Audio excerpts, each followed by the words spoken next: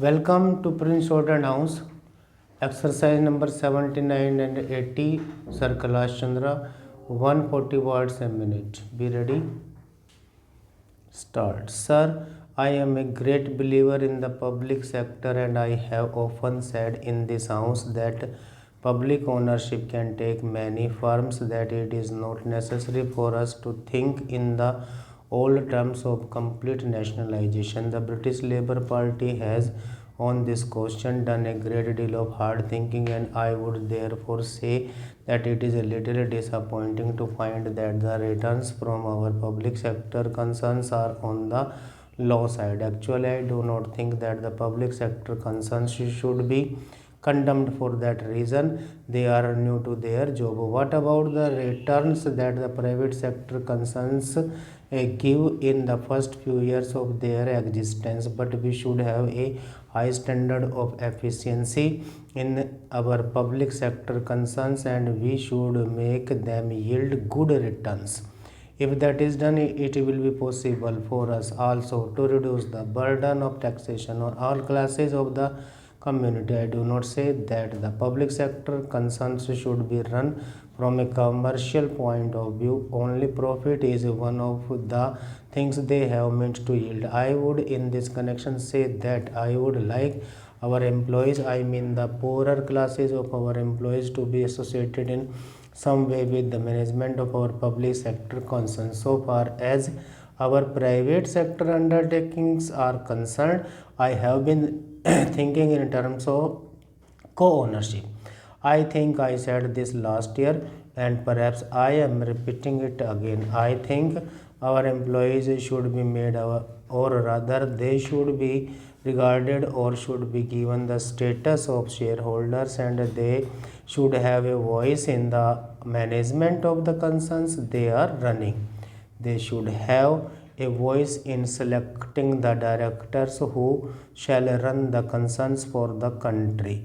They should have the opportunity to rise to positions of managerial importance in the concessions with which they are connected. I think it is in some such way that we shall avoid the evils of what may be called bureaucratic socialism, and give content to the shape of socialism, which gives initiative, which gives opportunity, and which gives a sense of importance and dignity to the common man. Therefore, our effort should be to eliminate gradually the distinction between the employees and the employer. My point of view and the point of view of the honorable member are too different that we can only meet socially outside. Now, Mr. Vice Chairman, much has been said about foreign capital and foreign technical aid. There are people who are opposed to the employment of foreign capital at all, but no country has been able to do so. We should, however, be able to employ foreign capital without strings attached to them as far as we are doing today.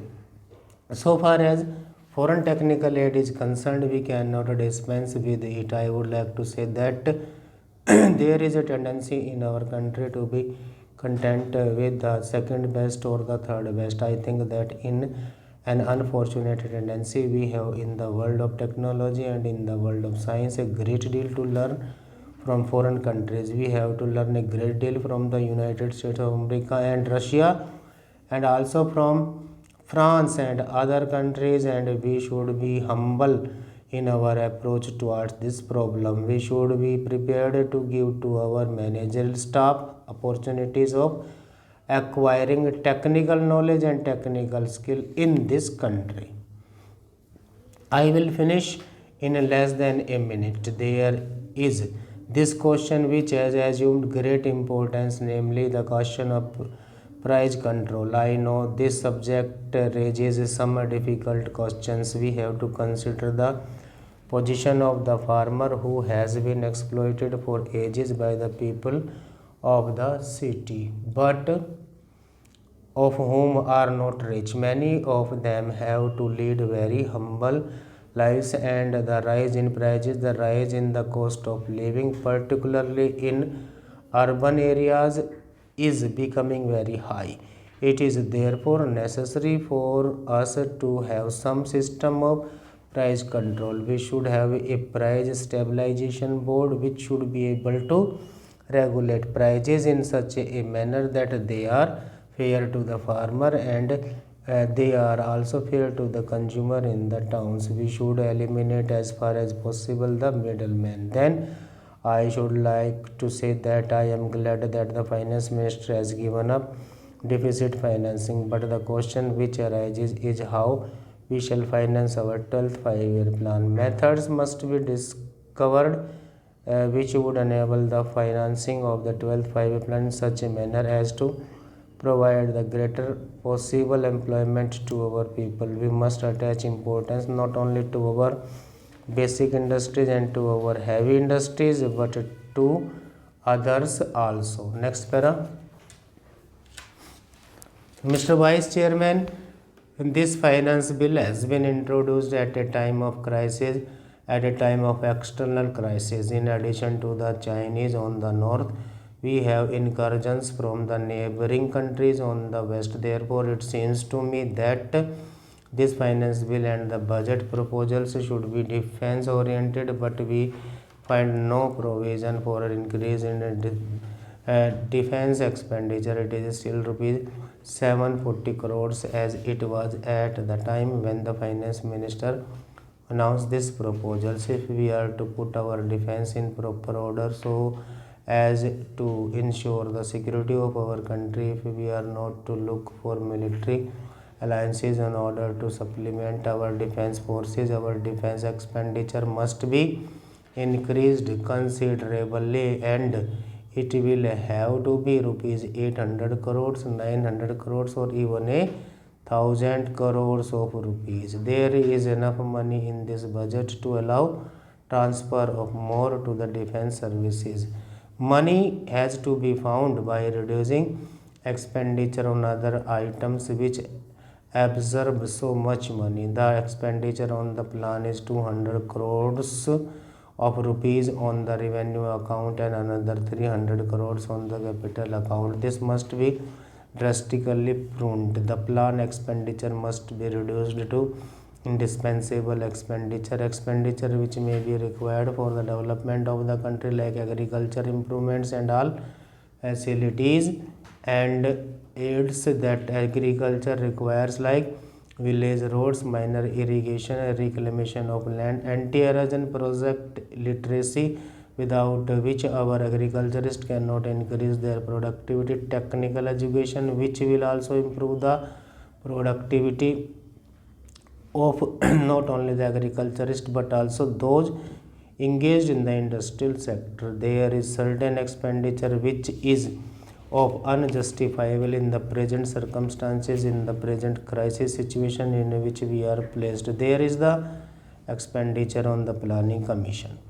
Cannot we really have a less expensive planning commission than the one which we have and which costs about 1 crore of rupees a year? The National Economic Development Council of England costs only 20 lakhs of rupees, 250,000 pounds sterling, and it does as good work as if not better than our planning commission to increase the productivity of England. There is also that absolutely unjustifiable item of family planning.